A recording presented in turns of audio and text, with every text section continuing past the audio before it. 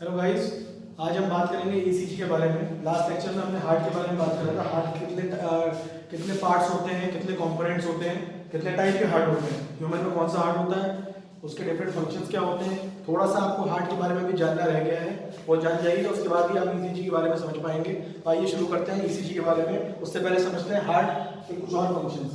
ये हार्ट है आपका, ये कुछ इस तरह से दिखता है। इसमें हमें जानना क्या है, इसमें हमें पता ही है ह्यूमन हार्ट में 4 चैम्बर होता है। एक होता है right atrium, right ventricle, left atrium, left ventricle.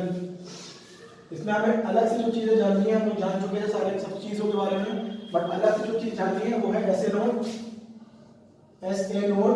और एसए नोड क्या होता है आपका? साइनो एट्रियल या एट्रियम, कुछ भी बोलिए, नोड। दूसरा जानना है हमें इसके बारे में वीए नोड। वीए नोड आपने पहली बार सुना होगा। वीए नोड होता है वेंट्रिक्यूलर एट्रियो या एट्रियो वेंट्रिकुलर एट्रियो नोड। और तीसरा आपका जो जानना है वो जानना है बंडल ऑफ हिस। तीसरे के बाद हमें चौथा पॉइंट जो जानना है that is right and left bundle fibres. अगला हमें जानना है दैट इज परकिंजे फाइबर्स। परकिंजे या परकिंजे जो भी बोलना है बोलिए, परकिंजे फाइबर्स, जिसे आप पहली बार सुन रहे होंगे हार्ट से रिलेटेड। तो सबसे पहली चीज जानना है एसए नोड क्या होता है। तो एसए नोड आप लोग जानते होंगे, SA node is a natural pacemaker of heart. क्या होता है? Natural pacemaker of heart. ये होता है एसए नोड, यहाँ पे प्रेजेंट होता है एसए नोड का। एसए नोड के बाद आपका होता है वीए नोड। वीए नोड का यहाँ प्रेजेंट होता है। और वीए नोड के बाद आपका होता है bundle of his. Bundle of his यहाँ रन करता है ऐसे, और लेफ्ट और राइट और लेफ्ट में डिवाइड हो जाता है। इसको कहते हैं, बताता हूँ। और ये फिर यहाँ पे यहाँ और यहाँ से यहाँ डिवाइड होता है, इसको भी क्या कुछ कहते हैं। अब आप जानते हैं सबसे पहले एसए नोड क्या होता है। एसए नोड बेसिकली आपका होता है साइनो एट्रियम नोड, और इसको बोलते हैं it is basically what? Natural pacemaker of heart. क्या? Natural pacemaker of heart. इसका मतलब ये हार्ट के इलेक्ट्रिकल कंडक्शन कराता है। हार्ट का इलेक्ट्रिकल सिग्नल रिसीव करता है, उसके बाद उसको फर्दर भेजता है, जिसकी वजह से हार्ट आपका कॉन्ट्रैक्ट और रिलैक्स करता है। तो दो कंडीशन होती है हार्ट के, कंप्रेस होना, एक एक्सपैंड होना, रिलैक्स पोजीशन में आना। तो ये एसए नोड क्या करता है? सिंपली ये रिसीव करता है सिग्नल्स रिसीव करने के बाद वो इलेक्ट्रिकल सिग्नल्स की फॉर्म में होता है। इलेक्ट्रिकल सिग्नल्स को ये रिसीव करता है। इलेक्ट्रिकल सिग्नल्स को रिसीव करने के बाद ये ट्रांसफर कर देता है इसको एबी नोड पे। ये रहा आपका एबी नोड। ये आपका ये वाला जो पोर्शन है this is bundle of his. और बंडल ऑफ हिस के बाद ये जो दो पोर्शन आपको दिख रहे हैं this is left and right bundle fibres. इसी के बाद ये जो आपके ये दोनों दिख रहे हैं आपको this is Purkinje fibres. Purkinje fibres. ये परकिंजे फाइबर्स क्या होता है? ये Purkinje fibre are special type of cardiac muscles. ये क्या करती हैं? बाहर की आउटर मसल्स होती हैं, कार्डियक मसल्स होती हैं, क्या करती हैं? ये सिग्नल रिसीव करने के बाद फाइनल फंक्शन परफॉर्म करती है that is compression. Compression perform करने से क्या होगा? हार्ट जो है वो पंप कर सकता है ब्लड को। तो सबसे पहले आपका साइनोइड नोड इलेक्ट्रिकल सिग्नल को रिसीव करेगा, उसके बाद वो उस सिग्नल किस फॉर्म में रिसीव करेगा? वो रिसीव करेगा 60 to 100 BPM, beats per minute. और ये फर्दर एबी नोड को ट्रांसफर कर देगा। एबी नोड ये रहा आपका। एबी नोड को ट्रांसफर करने के बाद ये रिसीव करेगा 60 नहीं, ये रिसीव करेगा 40 to 60 बीपीएम के उस पे। और इसी को हम कहते हैं gate keeper of the cell. क्या कहते हैं? Gate keeper of the cell. ये गेट कीपर क्यों कहा जाता है? क्योंकि यही डिसाइड करेगा कि कितना बीट्स पर मिनट या कितना सिग्नल आगे जाना है। तो इसी को हम कभी कभी कहते हैं, एबी नोड को कहते हैं गेट कीपर ऑफ हार्ट। अब क्या होता है? ये फर्दर ये बंडल ऑफ हिस को ट्रांसफर करता है signals in the form of 20 to 40 BPM, और ये फिर फाइनली इस पे ट्रांसफर होता है। और फाइनली फिर ये आखिर में परकिंजे फाइबर से ट्रांसफर होता है। ट्रांसफर होने के बाद परकिंजे फाइबर अपना फंक्शन दिखाता है दैट इज कंप्रेशन से क्या होगा? जो आपकी ब्लड है वो different parts of the body में या तो टिश्यूज में जाएंगी या फिर लंग्स में जाएंगे थ्रू कंप्रेशन। तो ये तो आपको इतना समझना था ये फंक्शन क्या होता है। ऐसे नोट कभी कभी खराब हो जाता है, तो ऐसे नोट खराब होने से क्या होता है, ऐसे नोट खराब होने से आपका रिदम बिगड़ जाता है, आपका कंप्रेशन और कंट्रैक्शन बिगड़ जाएगा, लेकिन ऐसा कुछ नहीं होता। इसका रीजन ये है, ऐसे नोट जो है बेसिकली अगर खराब हो जाए तो आपका बी ए नोट तब भी काम करता है, A V node, ventricle atrial node, जो भी atrioventricular ventricle atrial node, A V node बोल सकते हैं इसको, या ए बी नोड, ये A V node, atrioventricular node. ठीक है, अब ये हो गया यहाँ तक। अब इसके बाद आपको समझना है ईसीजी के बारे में। ये आपको अगर समझ में आ गया तो ईसीजी में पढ़ते हैं। सबसे पहले आप समझिए कि ईसीजी होता क्या है। ईसीजी का मतलब है इलेक्ट्रोकार्डियोग्राम या इलेक्ट्रोकार्डियोग्राम। वो बेसिकली एक पिक्टोरियल रिप्रेजेंटेशन या ग्राफिक, पिक्टोरियल नहीं बोल सकते, ग्राफिकल रिप्रेजेंटेशन आपके हार्ट का थ्रू इलेक्ट्रिकल इंपल्स, जो आपके हार्ट के अंदर इलेक्ट्रिकल कंडक्टिविटी हो रही है, कितना कंट्रैक्शन हो रहा है, कितना एक्सपेंशन हो रहा है, कंट्रैक्शन हो भी रहा है या नहीं हो रहा, सही मात्रा में कंट्रैक्शन हो रहा है, पल्स रेट आपका सही चल रहा है, रिदम आपका हार्ट का बिल्कुल बरकरार है, ये सब चेक करने के लिए ईसीजी कराया जाता है। और ईसीजी का बेसिकली मकसद ये भी होता है कि हार्ट ब्लॉक चेक करने के लिए होता है, वो हार्ट अटैक चेक करने के लिए होता है, कभी आपको पहले कभी हार्ट अटैक हुआ हो उसके लिए होता है, हार्ट में कितना ब्लॉकेज है या ब्रेन्स में कितना ब्लॉकेज, आर्टरीज में कितना ब्लॉकेज है, वो भी चेक करने के लिए ईसीजी होता है यूज। तो ईसीजी का पहले फुल फॉर्म जान लीजिए, ईसीजी का फुल फॉर्म इलेक्ट्रोकार्डियोग्राम। देखिए आपकी बॉडी बहुत ही गुड कंडक्टर ऑफ इलेक्ट्रिसिटी है, आपको पता होना चाहिए।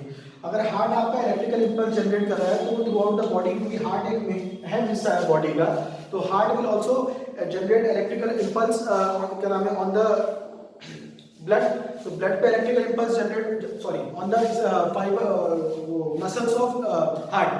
जब हार्ट के मसल्स पे वो क्या नाम है वोल्टेज आपका जनरेट होगा या करंट आपका इलेक्ट्रिकल सिग्नल जनरेट होगा, तो that can be read out from tissues में हम लोग पता लगा सकते हैं कितना वोल्टेज आ रहा है हार्ट का। तो बेसिकली तो टिश्यूज जो है नियर बाय टिश्यूज, उस पर हम लोग क्या करते हैं, इलेक्ट्रोड्स लगाते हैं। इलेक्ट्रोड्स क्या होता है, लीड के फॉर्म में, लीड देखा होगा आपने, जब आपने कभी ईसीजी कराया हो तो इस फॉर्म में इलेक्ट्रोड्स होते हैं, देखा होगा। तो ये कुछ 12 लीड लगती हैं, 6 इसमें से 6 जो लगती हैं वो चेस्ट पे लगती हैं। चेस्ट पे क्यों लगती है, क्योंकि चेस्ट पे हार्ट होता है, लेफ्ट हैंड साइड में थोड़ा सा लेफ्ट की तरफ आपका हार्ट होता है। तो ये तो हो गया इलेक्ट्रोड्स के इलेक्ट्रोड लगा दिया, इलेक्ट्रोड लगाने के बाद लीड, मतलब वही लीड लगा दी, लीड लगाने के बाद मशीन होगी, मशीन जो है वो सिग्नल को रीड कर लेगी। सिग्नल्स को रीड करने के बाद क्या होगा, आपको एक ग्राफिकल रिप्रेजेंटेशन दे देगी आपके हार्ट का इलेक्ट्रिकल सिग्नल्स किस तरह से आ रहा है, आपका हार्ट सही तरह से चल रहा है या नहीं चल रहा है, आपके हार्ट का एग्जैक्ट डेटा आपको बता देंगे वो। अब ईसीजी के बारे में कुछ और जानते हैं।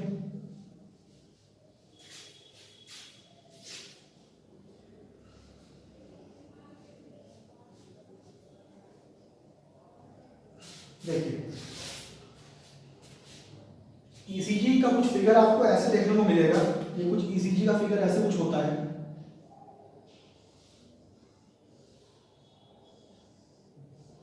ये बेसिकली ईसीजी का फिगर है।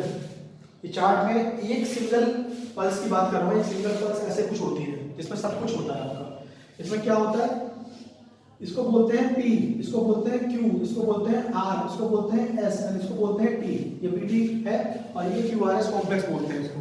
ये जो बेसिकली ये वाला पॉइंट है, ये एक सिंगल की बात कर रहा हूँ मैं आपको, एक सिंगल है। एक चार्ट में से पूरी चार्ट है आपकी ईसीजी की, उसमें से मैंने एक सिंगल उसको उठाया, सिंगल वैल्यू उठाई, सिंगल मतलब एक पल्स की वैल्यू उठाई। तो इसमें जो P होता है, P को हम कभी कभी कहते हैं, P में क्या होता है पता है, P में आपका एट्रियम जो होता है, हार्ट का जो एट्रियम होता है वो कॉन्ट्रैक्ट करता है। कॉन्ट्रैक्ट करने से क्या होगा, कॉन्ट्रैक्ट करने से जो आपका हार्ट के उसमें एट्रियम के अंदर ब्लड है वो वेंट्रिकल्स में ताकि जा सके थ्रू ट्राइकस्पिड वॉल्व। तो वेंट्रिकल्स में उसको जाने के लिए आपका हार्ट एट्रियम को कॉन्ट्रैक्ट होना पड़ेगा, और एट्रियम कॉन्ट्रैक्शन को हम बोलते हैं, इससे रिप्रेजेंट करते हैं ये P वाला जो पोर्शन है, और इसी को बोलते हैं एट्रियम डीपोलराइजेशन या कंट्रैक्शन, एक ही बात। ये PQR जो है, QRS कॉम्प्लेक्स जो है, ये QRS कॉम्प्लेक्स को अलग किया जाता है। इसमें क्या होता है, P में जो आपका एट्रियम कॉन्ट्रैक्ट कर गया, जाहिर सी बात है ब्लड जो है आपका वेंट्रिकल्स में पहुंच गया, वेंट्रिकल से कहीं और भी जाना होगा, जाहिर सी बात है वेंट्रिकल से कहीं और जाने के लिए वेंट्रिकल्स को कॉन्ट्रैक्ट होना पड़ेगा। तो इस केस में वेंट्रिकल्स आपका कॉन्ट्रैक्ट होता है,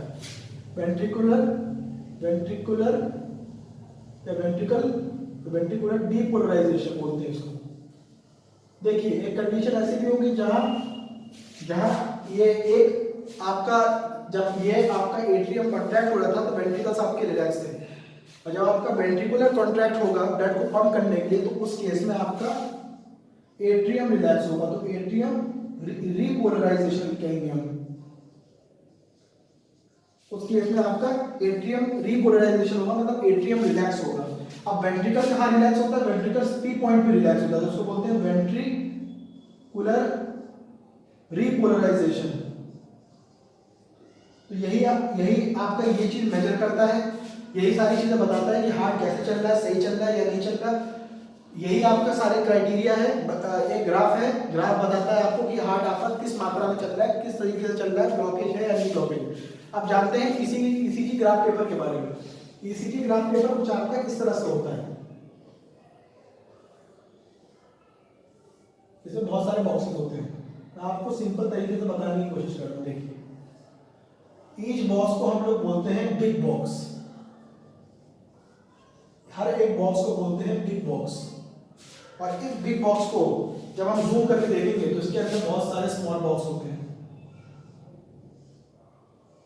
और एक लाइन में 5 स्मॉल बॉक्स होते हैं, एक लाइन में 5 स्मॉल बॉक्स होते हैं, इसको बोलते हैं स्मॉल बॉक्स।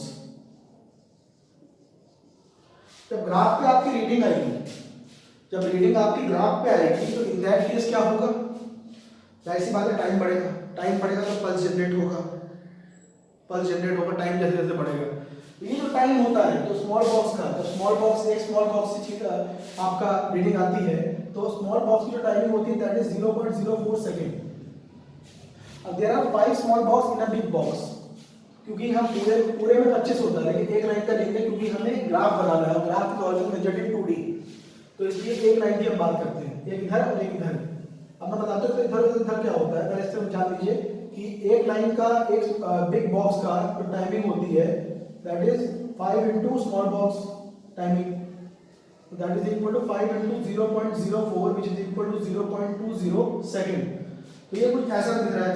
तो यहाँ पे बेसिकली जो ग्राफ होता है that represent time and here we represent voltage या सिग्नल, इलेक्ट्रिकल सिग्नल जो हार्ट को मिलता है, इसी वजह से ग्राफ ड्रॉ होता है।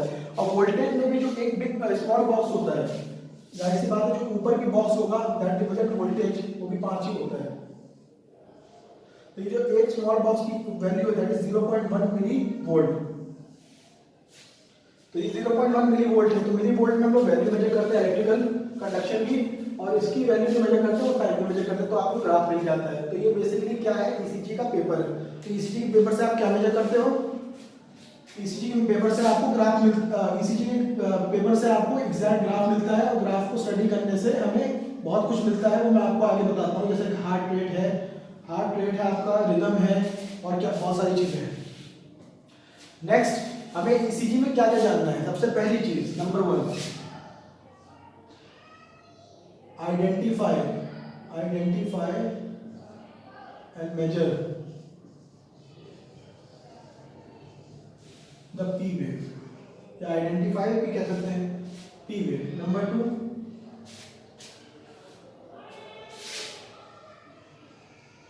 मेजर द पीआर इंटरवल, अभी बताता हूँ क्या होता है। Number 3, measure the QRS complex. Number 4, identify the rhythm.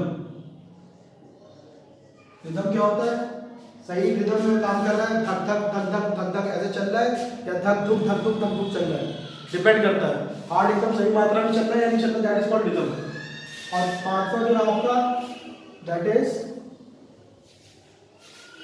Rhythm के बाद है मेजर द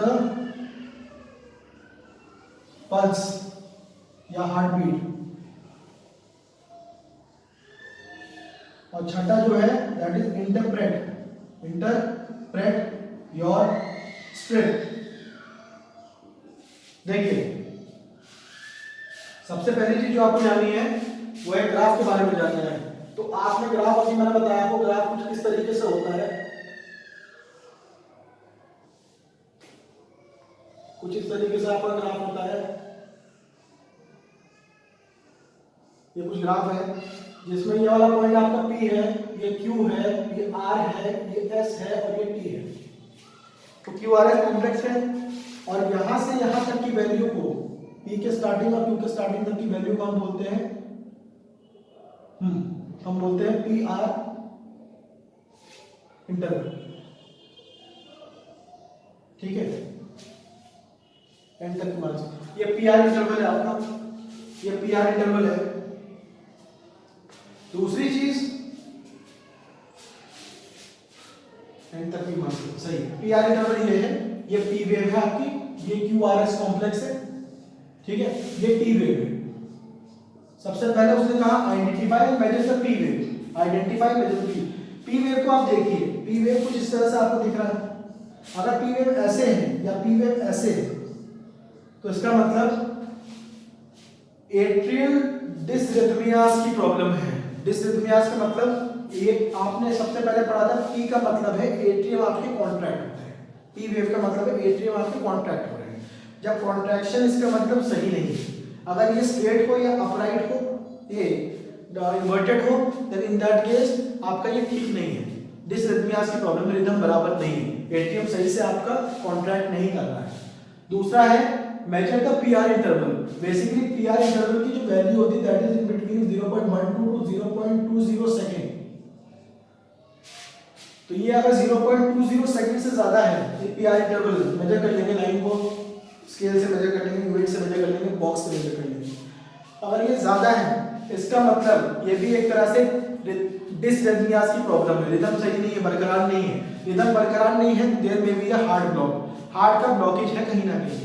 तो ये तो हो गया PR के केस में। अगर ये ग्रेटर देन 0.20 हो गया तो इसका मतलब आपका कहीं हार्ट ब्लॉक है, डिसरिथमियास की प्रॉब्लम है। Measure the QRS complex. अब इस QRS कॉम्प्लेक्स को आपको मेजर करना है, तो बेसिकली QRS कॉम्प्लेक्स की जो वैल्यू होती है that lies between 0.06 second to 0.12 second. ये जो वैल्यू है 0.06 और 0.12 सेकंड, अगर इससे ज्यादा हो गई 0.12 सेकंड से, अगर इनकी बिटवीन नहीं रही तो that problem is called PVC। PVC का मतलब है premature ventricular contraction. Premature ventricular contraction मतलब टाइमली कंट्रैक्शन नहीं हो रहा, जल्दी हो गया कंट्रैक्शन। समझ रहे हैं आप? टाइम अगर ज्यादा हो गया तो जल्दी हो गया आपका कंट्रैक्शन, मतलब प्रीमैच्योर, टाइमली नहीं हुआ कंट्रैक्शन, तो ये प्रॉब्लम आ सकती है। फिर identify the rhythm. Rhythm identify करने के लिए आपको ये करना पड़ेगा, देखिए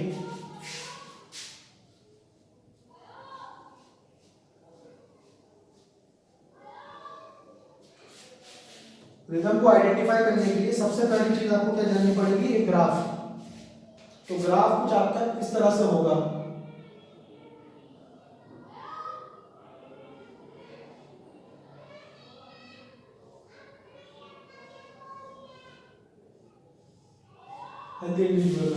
तो आपने देखा कि मैंने उसको मार्क करा था R। ठीक है, अगर रिदम की जानकारी चाहिए, बहुत सारे होंगे पेपर पे, वो ECG के पेपर पे बहुत सारा ऐसा ग्राफ बहुत सारा बना होगा, तो आपको क्या करना है, R के बीच का डिस्टेंस निकाल लेना है। ये अगर ये डिस्टेंस बराबर है केस में तो आपका रिदम बिल्कुल सही है। अब आपको हार्ट बीट मेजर करनी है। अब हार्ट बीट मेजर करने के भी दो तरीके हैं, एक तो आपका है 2R मेथड और दूसरा तरीका जो आपका है स्ट्रिप के बीच में, 6 सेकंड स्ट्रिप के बीच में आपको नंबर ऑफ R को काउंट करना है। वो मैं बताता हूँ आपको कैसे। देखिए, एक 6 सेकंड की स्ट्रिप लेनी है आपको, ECG की स्ट्रिप, ये कुछ ऐसे नजर आएगी, ये कुछ ऐसे नजर आएगी आपको।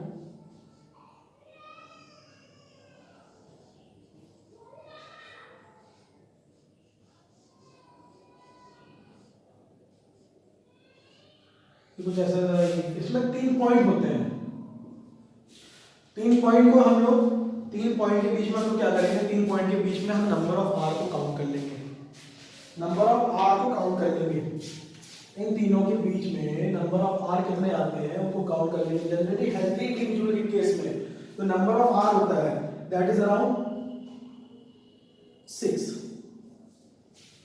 हेल्थी इंडिविजुअल के केस में नंबर ऑफ R करीब 6 के होता है बराबर, 6 या 7 जो भी ले सकते हैं आप। तो 6 के केस में जो वैल्यू आई उसको 10 से मल्टीप्लाई कर देंगे और ये value will be equal to, ये सारे आर हैं। मेरा ग्राफ सही से नहीं बन पाया क्योंकि इसमें 3 आर दिखा रहा है, वैसे जनरली होता कितना है 6 आर। तो इसको 10 से मल्टीप्लाई करने के बाद आ गई आपकी वैल्यू 60 बीपीएम। तो ये बेसिकली 60 बीट्स पर मिनट है। वैसे जनरल होता क्या है, एक बीट को स्टैंडर्ड जो है टाइम दैट इज 0.8 सेकंड। एक बीट धड़कने का टाइम जो है, एक बीट का पल्स का टाइम है 0.8 सेकंड। तो जनरली 72 बीट्स पर मिनट आता है हेल्दी इंडिविजुअल के लिए। तो यहाँ पे 60 बीट्स पर मिनट आया है। दूसरा तरीका है आपका 2R मेथड। इसमें क्या करते हैं, ये जो आपकी अभी स्ट्रिप आई है, इन दोनों के आर के बीच में, ये दोनों आर है, इन दोनों के आर के बीच में नंबर ऑफ स्मॉल बॉक्सेस को हमें काउंट करना है। स्मॉल बॉक्सेस मैं आपको बता चुका हूँ और ये जनरली निकल के आते हैं हमेशा 5। 2 आर के बीच के हमेशा स्मॉल बॉक्सेस जनरली निकल कर आते हैं 5। ये 5 जो है फॉर्मूला होता है 300 divided by number of small boxes. ये आ जाएगा 300/5। Again it is equal to 60 beats per minute. तो जो वैल्यू है तो 2 आर के बीच में that is the number of boxes, उसको हम 300 से 300 नंबर ऑफ बॉक्सेस से डिवाइड कर देंगे तो हमें वैल्यू मिल जाएगी बीट्स पर मिनट में। तो ये तो 2 तरीका था आपका बीट्स निकालने का। तो ये था PQRST ECG का ग्राफ। ये ग्राफ बेसिकली इसमें आप क्या बता सकते हो कि आपका एट्रिया जो है वो सही से, एट्रियम जो है सही से कॉन्ट्रैक्ट कर रहा है या नहीं कर रहा। सेकंड केस, वेंट्रिकुलर डीपोलराइजेशन और रीपोलराइजेशन मतलब क्या है, वेंट्रिकुलर आपका सही से कॉन्ट्रैक्ट कर रहा है या नहीं कर रहा, एक्सपैंड कर रहा है या नहीं कर रहा, कॉन्ट्रैक्ट करने के बाद रिलैक्स कर रहा है या नहीं कर रहा। ये सारे केस, ये तो हमें, ये दोनों तो आपको पता ही है। ये जो आपका है मैं आपको बता चुका हूँ, ये एट्रियम डीपोलराइजेशन। इस केस में जो एट्रिया है आपका वो कंप्रेस होता है। कंप्रेस होने का मतलब ये है खून जो है वो नीचे भेजता है। कहाँ पे, वेंट्रिकल्स में। वेंट्रिकल्स में खून चला जाएगा, उसके बाद वेंट्रिकल्स आपका कांटेक्ट होगा QRS कॉम्प्लेक्स में। इसको बोलते हैं QRS कॉम्प्लेक्स।